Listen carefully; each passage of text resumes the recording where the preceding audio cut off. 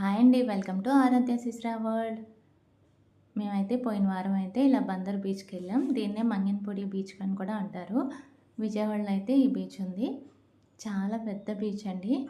అసలైతే జనం ఆ రోజు సాటర్డే శనివారం అనమాట. అందుకే అంత ఇదిగా లేరు కానీ సండే ఉంటే మాత్రం ఉంటారు అసలు జనం అయితే.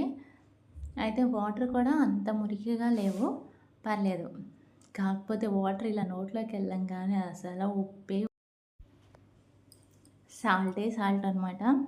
ఇంకొచ్చేసరికి ఇంటి నుంచి అక్కడి నుంచి వచ్చేసరికి ఇసుక ఒక్కొక్కళ్ళ బట్టలైతే ఇసుకతో నిండిపోయినాయనమాట.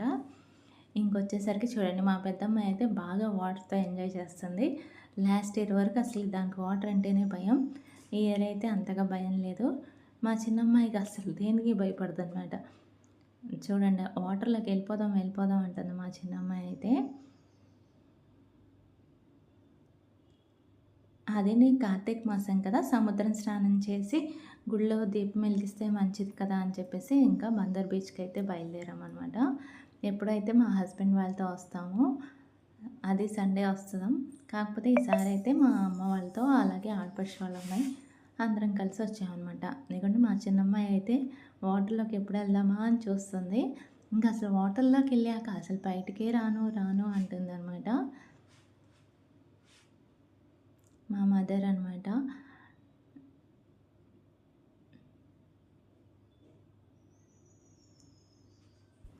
నాకు కూడా వెళ్ళి ఆడుకోవాలనిపిస్తది. కాకపోతే పెద్ద పాప పుట్టినప్పుడు బ్లడ్ క్లాట్ అయిందనమాట. సో, కింద కూర్చోకూడదు. అందుకే ఆ నీళ్ళలో కూర్చుందామన్నా సపోర్ట్ చేయదనమాట. సో, అందుకని చెప్పేసి ఇంకా నేనైతే వెళ్ళలేదు. జస్ట్ ఒడ్డు దగ్గరే ఉన్నాననమాట. ఇంకా మా అమ్మాయి అయితే మా చిన్నమ్మాయి అయితే పుట్టడం పెద్ద మిరాకిల్ అనమాట. ఎందుకంటే పెద్ద పాప పుట్టినప్పుడు బ్లడ్ క్లాట్ అయ్యి 6 మంత్స్ బెడ్ మీదే ఉన్నాను. సో, అప్పుడు ఇంకా అయితే కొంతమంది డాక్టర్స్ అసలు సెకండ్ ప్రెగ్నెన్సీ వద్దు అని చెప్పారు. కాకపోతే అంతా దేవుడి మీద భారం వేసి 1 ఇయర్ ఇంజెక్షన్స్ అయితే తీసుకున్నాననమాట. తీసుకున్నాక డెలివరీ అయితే చాలా ఈజీగా అయిపోయింది. కాకపోతే సిజేరియనే. ఎటువంటి ప్రాబ్లమ్ అయితే రాలేదనమాట. అయితే చాలామంది డాక్టర్స్ అయితే ఈసారి నీకు హార్ట్‌లో రావచ్చు, బ్రెయిన్‌లో రావచ్చు, లంగ్స్‌లో రావచ్చు క్లాట్ అని అయితే భయపెట్టేశారు. అందుకనే అప్పుడు సెకండ్ ప్రెగ్నెన్సీ వచ్చిన ఒకసారైతే ఎప్పుడో 7 ఇయర్స్ బ్యాక్ అబార్షన్ అయితే చేయించేసుకున్నాం. కానీ ఈసారి చూద్దాం అని చెప్పేసి దేవుడి మీద అయితే నమ్మకం ఓన్లీ దేవుడి మీదే నమ్మకం పెట్టుకున్నామండి. దేవుడైతే మమ్మల్ని హ్యాపీగా మా సిస్టర్‌నైతే మాకిచ్చేసాడు. ఎందుకంటే మా పెద్దమ్మాయి గురించి మా చిన్నమ్మాయిని కన్నామనమాట. అందరూ అమ్మ ఇద్దరిద్దరున్నారు. అందరూ చక్కగా ఆడుకుంటున్నారు. నాకొక చెల్లో, తమ్ముడో కావాలి అని చెప్పేసి అనింది. సో, దాని హ్యాపీనెస్ కోసం అయితే సిసరని కనేసాం. ఇగోండి ఇక్కడైతే సారీ అండి. బందర్ బీచ్ దగ్గర ఇక్కడైతే చూడండి అక్కడైతే స్నానం చేసి ఇక్కడైతే శివలింగం ఉంది కదా! అందరూ వచ్చేసి దీపం అయితే ఇక్కడ వెలిగిచ్చేస్తున్నారు. బయటైతే ఇక్కడ బొమ్మలు అయ్యి అన్నీ అయితే అమ్మేస్తున్నారు. ఒక వ్లాగ్‌లో అయితే చెప్తానండి. మా అత్తయ్య వాళ్ళైతే నాకు గాడ్ ఇచ్చిన గిఫ్ట్స్ అనమాట. అత్తయ్య వాళ్ళ సైడ్ ఏంటి తోటికోడళ్ళు ఏ హెల్త్ ప్రాబ్లమ్స్ వచ్చినా చక్కగా వాళ్ళే హాస్పిటల్‌లో ఉండి చక్కగా చూసుకుంటారండి. నా బ్లడ్ క్లాట్ అయి నేను త్వరగా రికవరీ అయ్యానంటే మా అత్తయ్య తరపున వాళ్ళు అంత ఇదిగా బాగా చూసుకుంటారనమాట. ఇక్కడైతే చిలక జోష్యం అయితే చెప్పిచ్చేసుకున్నాను. మా అమ్మాయి చూడండి చిలక చూసి ఓ నవ్వుతుందనమాట.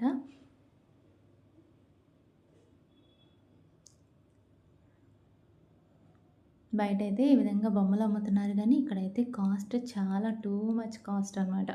అందుకని ఒక్కొక్కటి అసలేమి ఉండలేదు. 350, 300 చెప్తున్నారు.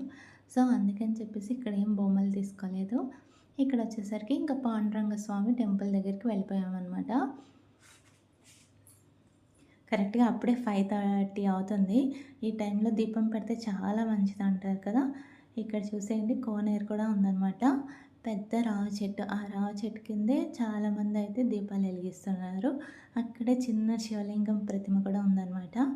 ఇంకా అందరూ అయితే అసలు చాలా బావుందండి. చాలా ప్రశాంతంగా ఉంది. ఎప్పుడైనా బందర్‌కెళ్ళినప్పుడు మాత్రం ఈ పాండురంగ స్వామి టెంపుల్‌నయితే విజిట్ చేయండి. చాలా పెద్ద టెంపుల్ అనమాట. క్రౌడ్ కూడా మనకేమీ ఉండదు. చాలా ప్రశాంతంగా అయితే అనిపిస్తుంది. మీకే తెలుస్తుంది మీరు వెళ్తే గనక. నాకైతే అలా అనిపించిందండి. మనం మనుషుల కంటే దేవుడిని నమ్మితే, ఆ దేవుడు ఏదో ఒక రోజు మాత్రం మనల్ని ఎప్పుడు మోసం చేయడు. హ్యాపీగా ఉంచుతారనమాట. నేనైతే అదే ఫాలో అవుతాను. ఎన్ని కష్టాలంటే నా లైఫ్‌లో వచ్చిన కష్టాలు ఎవరికీ రాలేదేమో, కానీ నేను ఏ రోజు దేవుడినైతే వదలలేదనమాట. సో, ఆ దేవుడే ఇంకా దారి చూపిస్తూ ఉంటారనమాట. సో, అందుకని మనమైతే ఎప్పుడూ దేవుడికైతే రుణపడి ఉంటామనమాట. మనకు కష్టాలు ఇచ్చేది కూడా దేవుడే మనని స్ట్రాంగ్ చేయడానికే అనమాట. సో, ఇక్కడ టెంపుల్ చూసేయండి ఎంత ఇదిగా ఉందో. చాలా లోపలైతే అన్ని స్వామి గుళ్ళున్నాయన్నమాట. చిన్నవి. ఇక్కడొచ్చేసి అభిషేకం చేస్తున్నారు లోపల శివుడికి. మనమే వాటర్ తెచ్చుకొని చక్కగా ఆ శివలింగానికైతే వాటర్ అభిషేకం చేసేయచ్చు.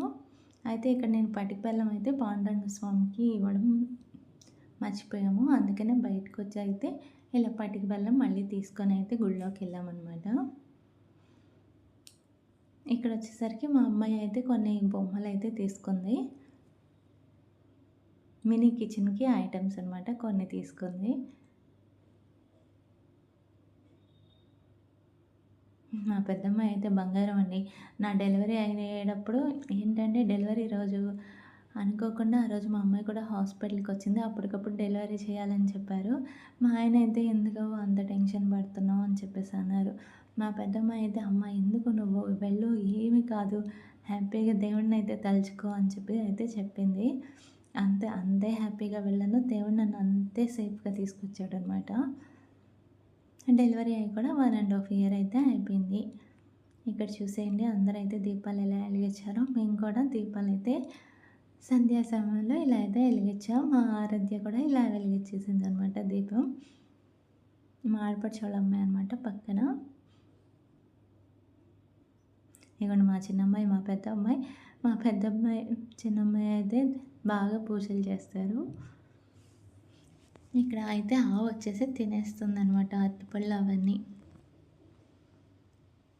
మీకు కనుక ఇది నా కొత్త ఛానల్ అండి. ప్లీజ్ సబ్స్క్రైబ్ చేసుకొని నా ఛానల్ని. మరిన్ని వీడియోస్ అయితే మీకు పోస్ట్ చేస్తూనే ఉంటాను. మా చిన్నమ్మాయి చూడండి ఆ లంగా అయితే పెద్దదైపోయింది. అయినా తిరిగేస్తుంది. ఇక్కడైతే గోల్డ్ కవరింగ్ ఐటమ్స్ మా అమ్మ అయితే పర్చేస్ చేస్తుందనమాట. అంటే షాప్ ఉంది అమ్మకి.